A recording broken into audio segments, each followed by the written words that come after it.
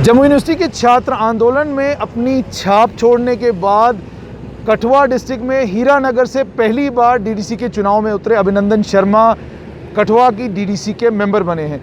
मेरे साथ वकील साहब इस वक्त खुद मौजूद हैं। आइए इनसे बातचीत करते हैं। अभिनंदन जी, सबसे पहले आपको बहुत बहुत मुबारकबाद कि एक साफ़ सुथरी छवि के साथ आप उतरे और आपने चुनाव जीते। क्या कहेंगे हीरानगर की जनता के बारे में जिन्होंने आपको ये मैंडेट दिया है? जी, सबसे पहले तो आपके चैनल के माध्यम से बहुत बहुत धन्यवाद सारी जनता का जिन्होंने विश्वास जताया, और आपके माध्यम के थ्रू से सारे क्षेत्रवासी जम्मू कश्मीर के लोगों को बहुत बहुत धन्यवाद।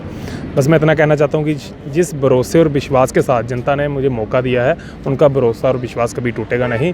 उनको बढ़ चढ़ कर देखने को मिलेगा कि जो भी समस्याएं ज़मीनी स्तर पे, ग्राउंड लेवल पे है, उनके लिए काम करते हुए दिखूँगा। अभिनंदन, कभी सोचा था कि जम्मू कश्मीर में ऐसे दिन भी आएंगे कि छात्रों को और पढ़े लिखे लोगों को मौका मिलेगा राजनीति में उतरने का, डीडीसी के चुनाव हों, पंचायत के चुनाव हों, लड़ने का मौका मिलेगा, या छात्रों के अंदर ये उत्साह होगा कि हम भी चुनाव में हिस्सा लें? क्योंकि अक्सर माना जाता था कि चुनाव नौजवानों का काम नहीं है, ये तो बुज़ुर्गों का काम है, वो लड़ेंगे। नहीं जी, देखिए, बहुत ही पुरानी कहावत है हमारे बुजुर्गों द्वारा कही गई है कि अगर देश को आगे बढ़ना है तो युवाओं को आगे आना चाहिए। उन्हीं के द्वारा कहा गया है। और ऐसे ही आगे तहसील की तरक्की के लिए, ज़िला की तरक्की के लिए, गांव की तरक्की के लिए अगर सच में आगे बढ़ना है तो पढ़े लिखे युवाओं का आगे आना बहुत ही ज़रूरी है, जो कि सच में जानते हो, एक्सपोजर हो कि बाहर कैसा चल रहा है, कैसा नहीं चल रहा हो, गाँव में क्या कमियाँ रहेगी, उनके लिए वहाँ पर आना बहुत ही ज़रूरी है।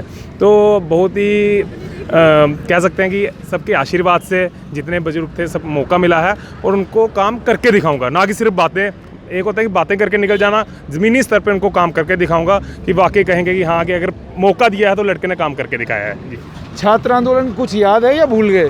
बिल्कुल बिल्कुल याद है, वहीं से स्टार्ट किया था हमने आप ही के साथ भाई साहब, जब से। अच्छा, मुझे अभिनंदन बिल्कुल आखिर में बताना, क्योंकि आपके नेता भी आने वाले हैं। आखिर में आपसे जानना चाहूँगा, प्राथमिकताएं क्या रहेंगी हीरानगर में? क्या कुछ चीज़ें हैं जिनको बदलने का आप प्रयास करेंगे, और क्या कुछ चीज़ें हैं जो आप सोचते हैं कि ये तो मेरी फर्स्ट प्रायोरिटी होगी? ये प्राथमिकता रहेगी आने वाले हमारे युवाओं का भविष्य, जैसे हम कह सकते हैं, उसमें रहेगा एजुकेशन पे और साथ में स्पोर्ट्स पे, और कोई भी उनमें को कल्चरल एक्टिविटी है उनको प्रमोट करना। जैसे हाँ, प्रैक्टिकल लेवल पे एक शहर के युवाओं की पढ़ाई में और गांव के युवाओं की पढ़ाई में थोड़ा सा डिफरेंस रहता है। वो पढ़ के नौजवान भर्ती की तरफ जाते हैं, लेकिन सच में क्या एक्सपोजर है, क्या लाइन ऑफ डिफरेंस है, उनको मिटाना, कि जैसा मौका, जैसे चांसेस एजुकेशन में प्रैक्टिकली सच में शहर में मिल रहे हैं, उसी तरह का विकास हमारे गाँव के युवाओं का हो, ये मेरी प्राथमिकता रहेगी।